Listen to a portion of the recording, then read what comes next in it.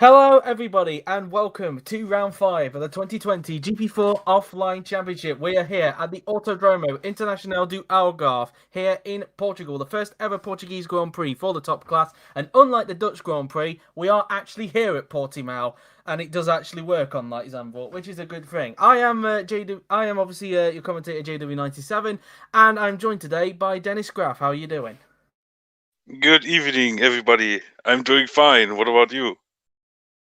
I'm good. Very well indeed. Definitely feeling very good. Obviously, it's a bit cold here in the UK. I don't know what it's like in Finland, where Yuri lives, but it for me it's cold anyway. I mean, we do usually Minus complain about the weather 18. here in the UK. Okay, yeah, that's more Wow, cold than what we've got it over here. Apparently, it's minus 18 in Finland. So, yeah, we are here my at Portimao goodness. for the Portuguese Grand Prix, of course. Obviously, this is brand new to the top class. Not so much for the OC, though, because DTM and GP2 have raced here. Of course, GP2 will be having a race here later on tonight at 7 p.m., which will be very exciting to see. But, of course, DTM has raced here 3 times as well. It's provided some very exciting racing. Hopefully, we hope to look at the same here for the top class, Dennis. Yeah, it seems like the track is good for racing, especially what we saw, of course, on Saturday with DTM. Of course, the race I commentated it as well. But yeah, let's see what happens with the top class. Hopefully so, indeed. I think it should be a very interesting one. What we've seen from the DTM and GP2 races, the overtakes should mainly come probably at the first corner. But if you're very lucky enough, you might get a overtaking opportunity into turn 5 as well. That could be very, very interesting. Indeed. Yuri has also mentioned as well that apparently if it's wet here in Portimao, one particular corner could be very interesting with back markers. So I think it's turn 5 you mentioned. So maybe something to keep an eye on there if it does end up raining for the race, which we'll wait and see, of course. But that's for the race. We're obviously here for the practice session, which will get underway very, very soon indeed. And of course, for anybody wondering, this is the penultimate race of 2021 for the top class, of course, because next week will be the final one before the 2-week Christmas break for Christmas and New Year's, and then of course we'll be back in the new year for the Monaco Grand Prix a week before the annual Indianapolis 500, which Yuri told me before the stream. You should expect maybe the lineups to come out around about after when Monaco is done. Main reason being he wants to basically put pen to pencil on people who've got custom liveries, so to speak. But anyway, we're going to get set for the practice session. It's on your screen right now, and as you can see, we have got a bone dry session for practice, so no rain expected. But without further ado, let's get into this. Now, one thing I do need to bring up as well, there is a test driver in the car for today's session, that courtesy of Joseph Frederick Souto. This is his booked session here at Portimao. He'll be taking part in practice session for Williams in place of Felix Sontag due to the fact that Felix is lower in the championship compared to Jamie Griffiths. Unfortunately, Felix lying last in the Drivers' Championship after what has been so far a very unlucky season for poor old Felix, of course. In fact, I think there's a bit of a driver error with the Williams. I think Yuri may have forgotten to change Felix's name there. So I didn't. I'm like 100% I changed it. So the game is doing weird things. Yeah. Where For is some it reason, drawing the Felix. files? Wait. Yeah. Anyway, so just give us a moment, guys, as Yuri goes to try and fix Williams there to say Joseph Frederick Souto instead of Felix Sontag there. But the weather should be the same. Don't worry about that. But yeah, Joseph Frederick Souto within the car in place of Felix Sontag, who it's fair to say, as we mentioned a little bit earlier on, Dennis, very unlucky season for Felix. Yeah, indeed. He had 2 mechanical failures the last 2 races. It's a very disappointing start to the season for him, but hopefully he can turn it around here. Absolutely so. Obviously, he has had some very good performances in that Williams. It's just unfortunately the car has let him down. Obviously, in China, he was languishing just outside the top 10. Could have even fought for some points in that race, but his engine decided to go bang on him. And then, of course, at the last race at Hockenheim, of course, his engine let him down again with a massive fire in the back of his car, which was a shame, really, because they had a special livery, of course, to commemorate Sir Frank Williams for that race. Of course, they reverted back to their original livery for this one, of course. But yeah, obviously, Sir Frank Williams is still in our memories. Somebody who was an inspiration in the F1 paddock and still missed to this day. So rest in peace, Frank. But anyway, so Yuri, of course, will be hoping to fix those problems. I think he should be able to. Anyway, it's Yuri. He's got magic fingers. So, don't take that one out of context, please. So, anywho, obviously, as mentioned, the weather should be the same as what it was supposed to be, which was a dry session. I don't think that's going to be too much of a concern, but whether it will be like that for the qualifying session a little bit later on is going to be another question. So just sit tight for a moment as we just wait for Joseph Frederick Souto's name to appear, which he's just sorting out, and then we should get underway for the first practice session here at Portimao, the first time the top class cars will make an appearance around this amazing track, which I think ever since Formula One brought it on as a rescheduled race in 2020, it's proved very popular with fans. Yeah, that's true. Of course, 2020 at the start when it was a bit wet, no, a tiny bit. Here we It was go. very much chaotic. Yeah. Indeed. So Yuri said, there we go. I believe he has sorted out the problem. So let's see if it has this time by. There you go. I think you've got it on your screen already, guys. So yeah, the weather is the same. Souto is now in the garage, as you can see, as is everybody else, and we'll be getting this session underway very, very soon indeed. He'll be the first to go out onto the track here at Portimao. Now, of course, some people will question whether this is the no chicane or chicane version of the track. It's the no chicane version because at the back end of 2020, I remember, somebody actually released the no chicane version of Portimao because for a long time we only had the first chicane version of this track, but we now have the no chicane version ever since Formula One went here in the real life 2020 season. So that's that really. It's De Rosa is now out on the racetrack. He's the first one on the track. And don't know if the volume is low on the stream, by the way. I'm going to have a double check quickly. You see, we have Daniel Fraser in the Haas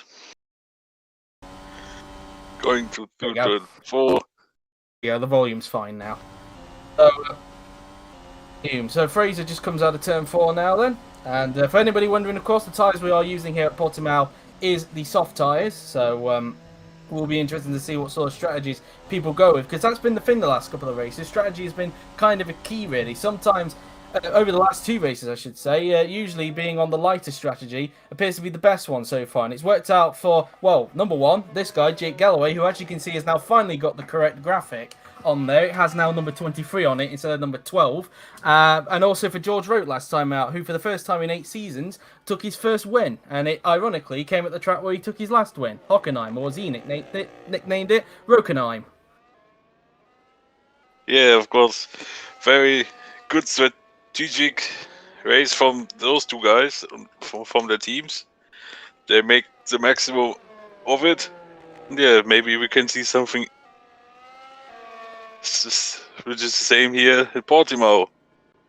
Speaking of which, we are now looking at George Roke, who, thanks to his victory last time out in Hockenheim, has got himself up to 3rd in the Drivers' Championship, and he'll be looking to build on that here at Portimao. Of course, one team that will be hoping to put the 2 teams that we're hoping to put Portimao and, in a way, Shanghai behind is, of course, Mercedes and Red Bull, who were hoping to probably be at the front in both of those, but they ended up being beaten by 2 midfield teams in the last 2 races. Maybe we could expect another midfield team to win here in Portimao, or do you think we could see maybe normality come here at Portimao with either a Mercedes or even a Red Bull taking a victory? Because so far, Red Bull have only had 1 podium in 2020 and they haven't had a win yet. Yeah, disappointing start for them. And one thing, you said Shanghai and Portimao, you mean Hockenheim? Oh, Hockenheim, yeah, that's what I meant. It's because we're in Portimao, that's why. Did he, Dennis? Okay, Dennis is not continuing then. It seems he's gone full silent on me there. So, anyway, I don't know if he's got a mic problem or whatever, but he doesn't seem to be replying at this point in time. But we've got De Rosa out there on the track, who is currently on the lap, as is Miklos Gal, who's currently being held up by one of the Williamses in front, whether that's Souto or Griffiths, and that looks like Suto because that's a Jensen Button helmet. As De Rosa sets a benchmarker at the moment of a 1 minute 16.8, with Fraser going 4 attempts slower. We did see that in the second sector there. Gal was 4 attempts quicker than De Rosa in that second sector, as the lap times are starting to field out at the moment. De Rosa, you'd have to say in qualifying, he's done a particularly good job in qualifying, but it seems that so far, despite the fact that McLaren does have some decent pace, they've been very unlucky, you'd have to say, Dennis. Yeah, indeed. They haven't had a good start. Of course, Joseph Willows was involved in many incidents so far. Yeah, Kyo, I think, had a lot of trouble with reliability. He's been Kiro the Unlucky, as Yuri nicknamed him last season. It seems to have a little bit into this season as well. I'm hoping it don't happen too much. We've got some lap times coming up on the board. We've got Carr at the top of the standings, and then it's followed by the 2 racing points, and then Lopez. Gal, meanwhile, down to 8th at the moment, which is a bit surprising, I would say, because I didn't expect it to be down that low. But then again, I wouldn't have expected De Rosa to be that low. But at the same time, Gal was being held up by that Williams, so maybe there's more time to come from him yet at the moment. Suto, who currently finds himself down in last at this point in time. De Rosa improves, but remains in 14th position at this point in time. And just looking around at the rest of the order at the moment to try and see where Franco Gamba is. I can't really see his name at the moment. Trying to find out where FGA is on the board, because we've got RGA in 7th, but where's FGA? 16th. 16th. That's probably why I couldn't see him. It's quite a low result for Franco Gamba behind Chung at the moment. I don't know if he had traffic on his lap like Gal did, but clearly not the best first laps at the moment for the Red Bulls here. But it's only in practice at the moment. It could all change for qualifying. But Gamba, of course, in the last race at Hockenheim was, I have to say, very unlucky as well, because he was looking set for a podium. I mean, it looked like he did have the pace to probably hold off Lopez in that race, but unfortunately a mechanical failure prevents him from getting that podium. And there's your answer. He is being held up by traffic. He's being held up by Joseph Willows. He gets up to 7th, made that 8th because Q-Pop has gone up to 7th. But yeah, very unlucky last time out for Franco Gamba, Dennis. Yeah, he was on course to his first podium of his season, and then reliability wasn't on his side. Yeah, a big shame for him, but at least got a few good points. Indeed, as we look at Gal now, who is still getting held up by the Williams of Jose Frederic Suter. Now, this is what I was talking about yesterday when I was doing GP2 commentary with Rob yesterday. We do see that the AI like to take some wide lines going through into Portimao there, the second part of Portimao, which is a bit strange. Some people do take the inner line, so maybe something to keep an eye on during the race and even the qualifying session, depending on if they've got traffic in front. Laura Chung crosses the line, does not improve, remains in 16th position. Another driver you'd have to say so far this season has not had a very good start to the season. No points in the first 4 races, and in the last race she had probably one of the weirdest mechanical failures I think we've ever seen in the OC. Yeah, that was a very spectacular transmission failure in turn 1. She spun, and she said, not good. I think is even an understatement. It was a horrible first 4 races, involved in many collisions in Australia and also Hockenheim with Emilia Wilson, which we are looking at the moment. Indeed. Meanwhile, we've just seen in front there that Gal has finally managed to pass Jose Frederic Suto, so maybe he can finally get a clean lap under his belt as the Renault there just gets by on Amelia Wilson into turn 5. As we ride back on board with Laura Chung, Franco Gama just mentioned there in the stream chat that turn 1 reminds him a little bit of Hockenheim. I would say the approach to the corner is probably not the same as Hockenheim, because you're having to go through a little left-handed kink before you veer to the right of turn 1 at Hockenheim. But I would say that the amount of speed you take through that first corner I think is probably similar, but I think you've got a little bit more runoff here in Portimao than what you have at Hockenheim. And of course the exit of the corner is a little bit different to what it is like at Hockenheim as well. So maybe something to keep an eye on probably during the races, and maybe even at the start of the race as well. Could be very interesting. Here is Roland Motrin, who last time out finally ended his podium drought. It was close to a victory, but it did lead to a 1-2 finish for Racing Point. Their first ever in the OC, and their first win since Belgium 2009, of course. But for Roland Motrin, who was actually part of that last double podium I think the team had back in 2009, finishing 3rd in that race after his teammate at the time, Sam Thompson, won that race. Finally, after 10 seasons away from the podium, he's back on it. Oh yeah, that was such a big relief for him. He was very happy with that, I suppose. Yes, Franco Gamba improved to 5th, and yeah, it was Before that, it was Japan 2010 when he last was on the podium. So yeah, finally for Roland, the drought is over. Indeed so, the 10-year drought being over for him, and we'll be looking to build on that if he can so far. Frank Agama, you just said there, went up to 5th. I'll be very interested to see what Gal does a little bit later on, but he's gone back into the pits, actually, so we never really got a chance to see what his pace is really like after he's been held up by Suto for a very, very long time, it has to be said there. Meanwhile, we have the 2 Williamses bringing up the rear at the moment in this practice session. Griffiths ahead of Suto at this point in time, whether that's something that we probably need to keep an eye on during the practice session, during qualifying, I should say. That's going to be another question, as we now ride back on board Franco Gamba, who himself is now going up to the back of some more traffic now, this time in the form of one of the Haas drivers. Not sure which Haas it is he's coming up behind at this point in time, but it's definitely not going to do him any favours, that's for sure. Evan Byrne just coming around the final corner himself. Over the last couple of races, though, it's fair to say that his younger teammate, Jake Galloway, has had the measure of him in these last couple of races, but Byrne still picking up the points when he needs to at the moment, and so far keeping up what has been so far a very good start for Renault. Yeah, of course, with 2 podiums, with one of them was a victory. Yeah, very promising start to the season for the French team. Yeah, let's see what will happen next with them, of course, the next few races. We'll see indeed. We're riding on board, well, we were riding on board briefly there with Emilian Wilson before we flip back to the driver who she did have a collision with last time out in Hockenheim, Laura Chung. It looked like she made a little bit of a mistake there going through into Portimao there. Meanwhile, Roland Motrin has just improved a little bit more, so he now finds himself 600s behind Carl. The top 3 quite close in this practice session.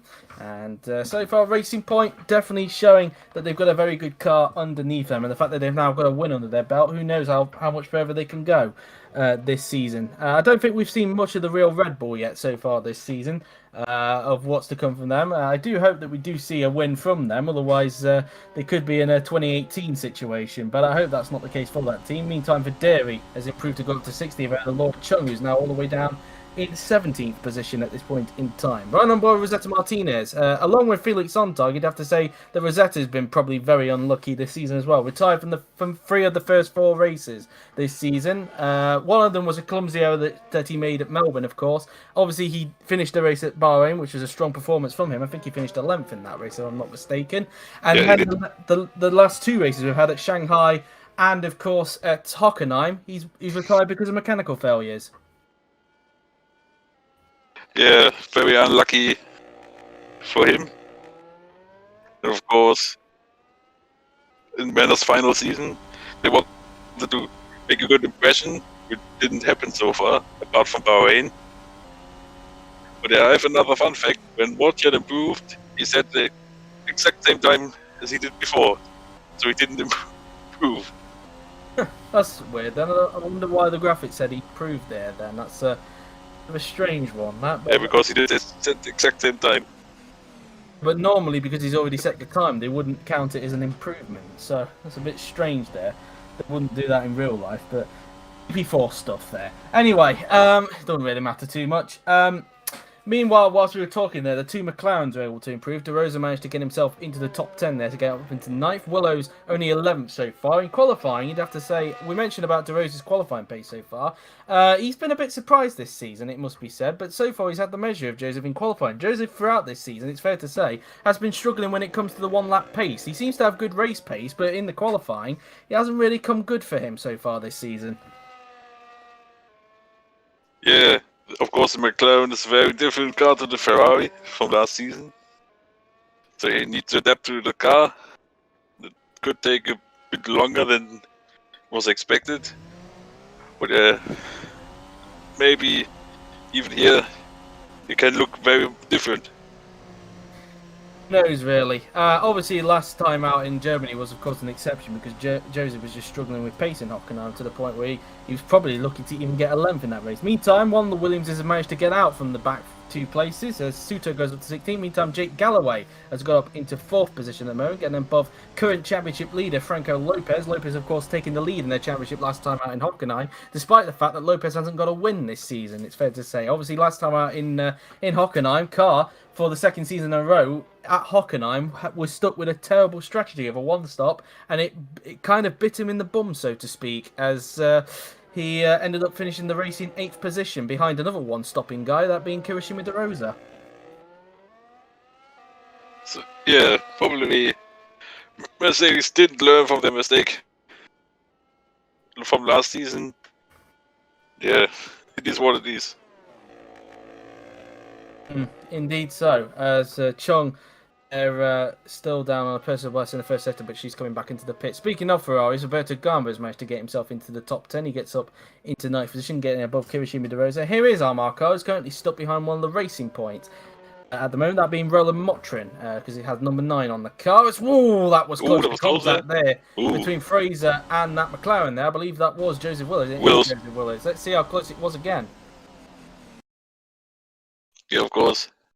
Fraser coming up the pits. And then, oh, so close there. Very, very close to contact there. I thought there was for a brief moment. From judging from that, the cars did not jolt there, which usually indicates that there was contact. So Willows there probably needing the change of undercrackers after that one. Maybe something to keep an eye on during the race with that pit exit. But yeah, very, very, very, very close there between Willows and Fraser there. That's for sure.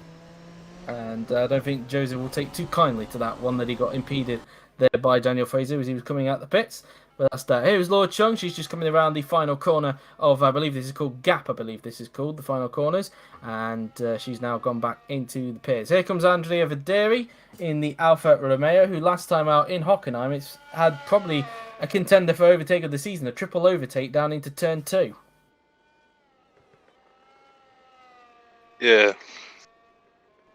Did you not understand what I said there, Dennis, or something? Because that was a very late response. Yeah. Said that he made a triple overtake at Hockenheim last time out. Oh yeah, that was amazing from him. That needs very much commitment, and yeah, he had it, and it was impressive. Indeed so. Whether we'll see more of those overtakes from him this season, we'll have to wait and see. As Motrin has got a car between himself and Armar car now. Carl's got to deal with another car there, and there was too many cars in that sentence to count, but there we are. No intended. As we ride on board with Wilson, she's coming up now towards the Samsung curve. Probably one of my favourite corners on the track, to be honest. I think I mentioned this yesterday as well during the GP2 session. That, of course, very easy to lose the back end going out of that corner. You have to be very patient on the throttle there. It's really all about trying to get it at the right time. Also here as well, it's also very patient about how you get on throttle into turn 4 as well, because it goes uphill as well. That's why this track is pretty much a favourite, because it's got pretty much a mixture of everything. This track has obviously a decent long straight on the pit straight, a decent amount of challenging corners as well, and of course the undulation as well around this track is next to none. Obviously, this track is nicknamed the roller coaster for a reason. Yeah, that's true. With, of course, in the middle part of this lap, it goes very much uphill and downhill in almost every corner. That's very exciting and also tough for the drivers in the cars. Waiting for when Rahul Patel retires in GP2 today. So I can call him a fraud. Moving on. That's the jinx of the day. Indeed. So as Motrin there, looked like he had a little bit of a lock-up going through into Portimao there. Fraser, meanwhile, has improved to go up into 15th, 1,000th in front of Kirby. Noticed during the season as well, the two Haas drivers have been similar in terms of pace, it must be said. They've kind of been near enough next to each other in races this season. They can't seem to separate from each other at the moment. Yeah. Also, the are not very much seen, so I didn't notice them that much so far this season. Yeah. Yeah, it's a bit of an interesting one there. As Carl tried again to try and find a way through, or did he just come in? Oh, Carl's just come out.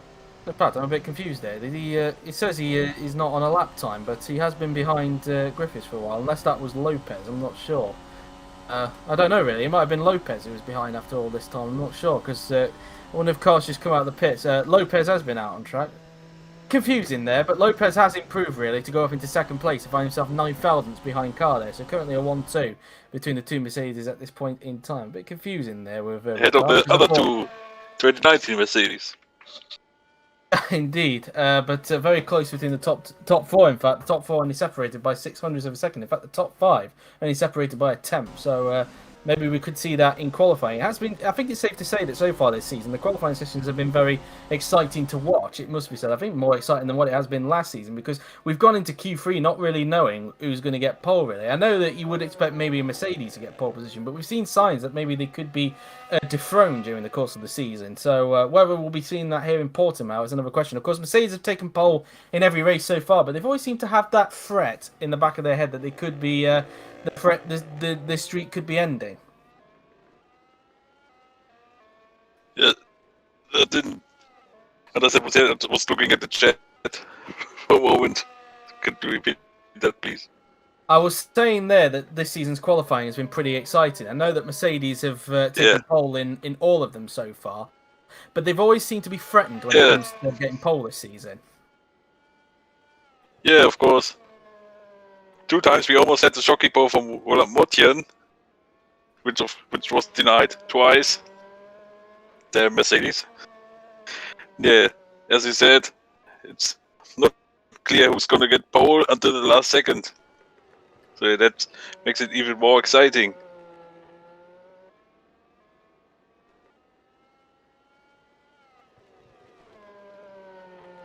Hello, Joe, you still here?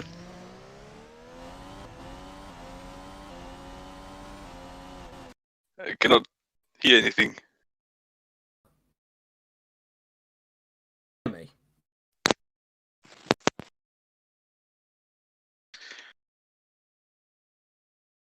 Can you hear me now? Oh, yes, I thought it was for me the problem. No, for some reason my internet was going full limbo there for some reason, and it was cutting out. So Yeah. I don't know what was going on there. But yeah, it was kind of a bit cutty on my end, on both ends. That's why for me as well, the stream was kind of freezing up a little bit. So I don't know what was going on there. But anyway, I'm back now. So whilst we were talking there, we did have some more improvements, I think, as well. We had Laura Chung managing to get up into the top 10, and ironically, setting the same time as her teammate Roberto Gamba. Yeah, it's very similar pace from both Ferraris. Hopefully it will stay that way. As Who knows Peter where it Gal is? is only P13. Yeah, he has been held up a little bit as Gal during the course of the session. I think he got held up there again by that Williams, who's just coming into the pits. Jose Federic Suto, that is, of course, who's currently down in 18th at the moment in this session. As Rote now then just goes around the hairpin there. Dudu Kirby going around the first couple of corners. As we look at Motrin now, who is now behind the Mercedes of, I believe this is Armar Car. He's currently behind, and it is. It's got red on the helmet, so that is Armar Car. Through the hairpin then goes Roland Motrin, as we now look at Dudu Kirby, who's now making his way down towards the hairpin now then. As now going around turn 5, and now coming out of the turn. And so that's that really. It's Kirby just making his way. Well, he's already passed the first sector. His teammate, meanwhile, is getting held up by the manner of, I believe that's Amelia Wilson in front. 5 tenths down in the first sector as Roberto Gamba comes out onto the racetrack, currently level on the same lap time as his teammate Laura Chung at the moment. But so far this season, Roberto Gamba, it's safe to say surprisingly, has had the measure of Laura this season. Laura really needs to step up her game from this round onwards if she wants to beat a teammate in the championship, despite the fact that this Ferrari so far is currently struggling at this point in time. Yeah, very much. Starting they lost a lot of pace compared to last season. Of course, Roberto Gamba did a good job so far. Of course, he had to adapt to the new car. Of course, back to left front after being 1 season DTM. So yeah, indeed. He's doing. So, yeah, indeed. Meanwhile, He's both definitely cars are separated by 1,000 of a second. very close indeed between.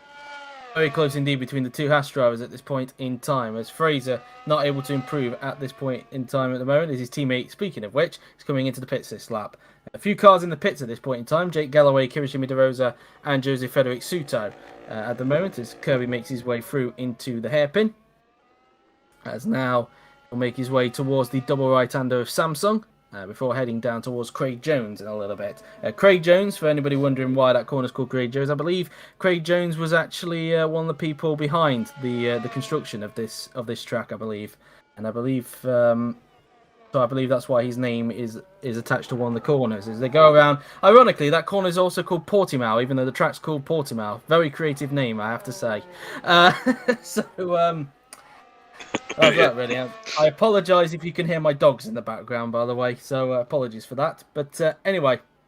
So we look at Jake Galloway. He's trying to overtake the Williams here down into turn 5.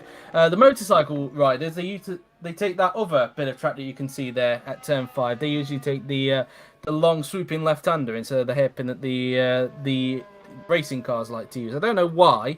I'm pretty sure somebody may tell us. Maybe somebody like Franco Garma can explain why they like to take the long swooping left-hander instead of the hairpin at turn 5. But yeah, a bit interesting there, a bit of an interesting fact.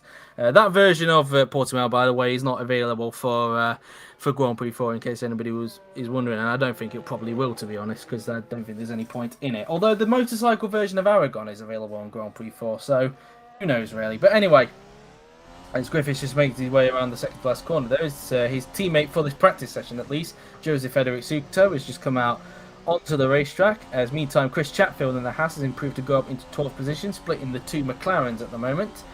And so coming out of turn 4 there goes Jose Federic Suto, as he will now make his way down towards the hairpin, as we have just over 7 minutes to go in this practice session, and as we will soon be obviously crossing over into qualifying. We did get a little bit delayed during this practice session because, of course, we had some issues with the name of this Williams driver. Of course, for some reason, Felix Sontag was in the car instead of Jose Federic Suto, but those problems have now rectified itself. As, whoa, car makes a mistake there, going into the first part of Samsung there, just going a tad bit wide and locking up.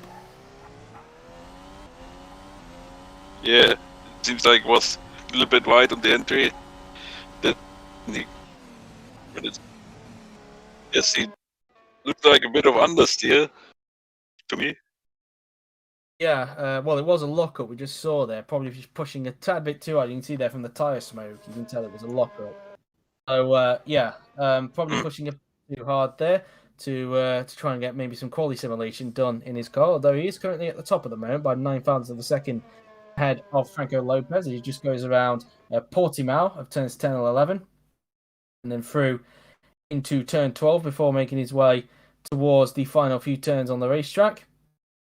And now making his way into the second to last corner, the long swooping right-hander of Sagris now then. And then into the final corner of Gap. And obviously his lap time has obviously been affected because of that lockup he had a little bit earlier on. But as Yuri's just made a bit of a notice to us that he's lowering the track grip for qualifying because he feels the lap times are a bit too fast around this track. Are they? I'm trying to think what lap times they were in real life, to be honest with you. And okay, fair enough. I'm just wondering what sort of lap times they did in real life, to be honest, at Portimao. If you think that the cars are going a bit too quick around this track, I don't think they are, but there we are. Really, that's what Yuri said. Around a 1:17 was the lap time. Ah, okay, fair enough. Almost 1.5 seconds. Ooh, yeah. Obviously, we know him. Yeah. Okay. So, all right. Fair enough then, Yuri. Okay. So he's going to be lowering the track grip around here, for qualifying because he believes that the lap times are too quick in real life. When I believe it was it Lewis or Valtteri who took pole in 2020? I know that Valtteri took pole here in real life this year. I don't remember who took it here in 2020. Was it Lewis? I'm trying to remember. I think it was Lewis.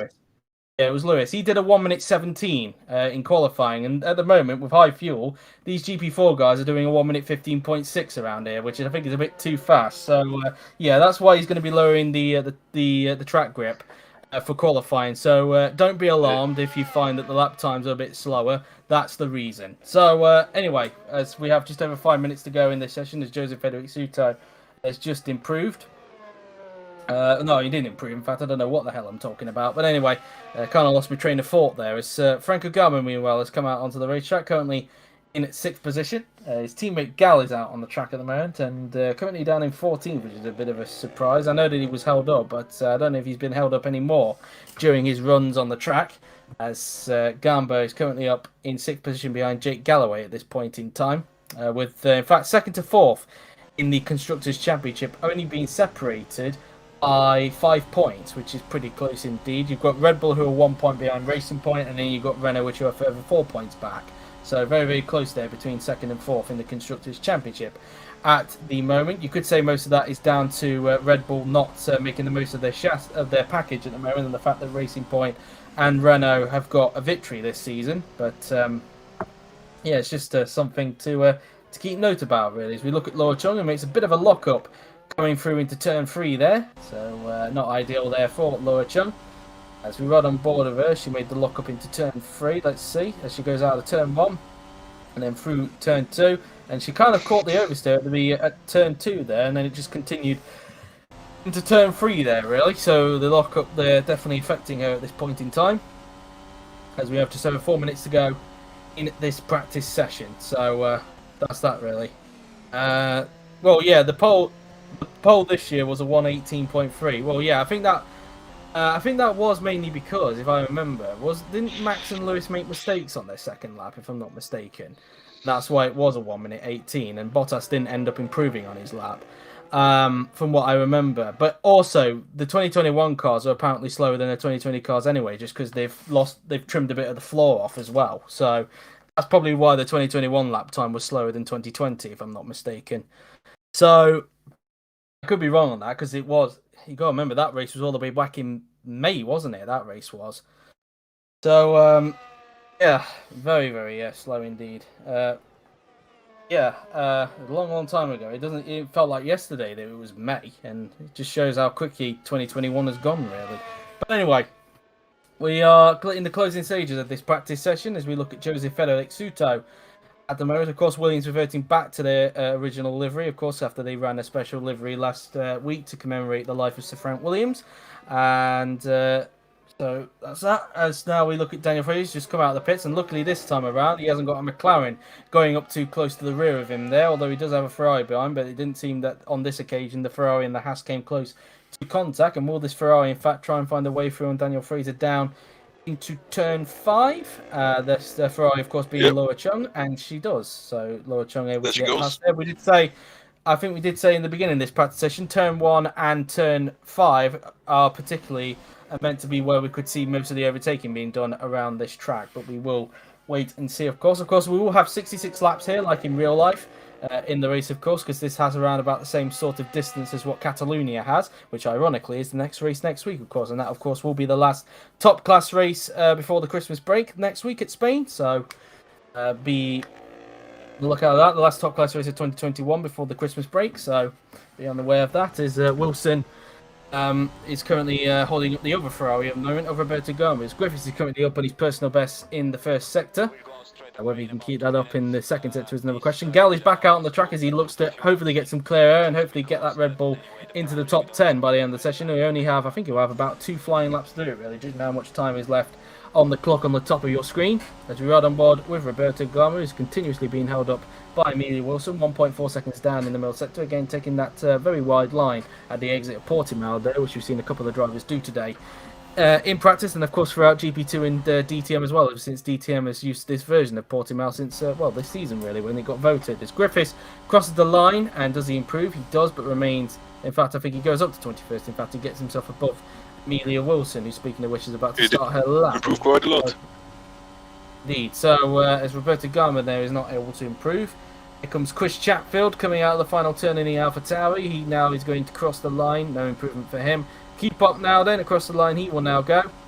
No improvement for him as Kirby also doesn't improve. Galloway remains in 5th position at the moment as Vaderi doesn't improve, as Willows is about to start his last lap in practice.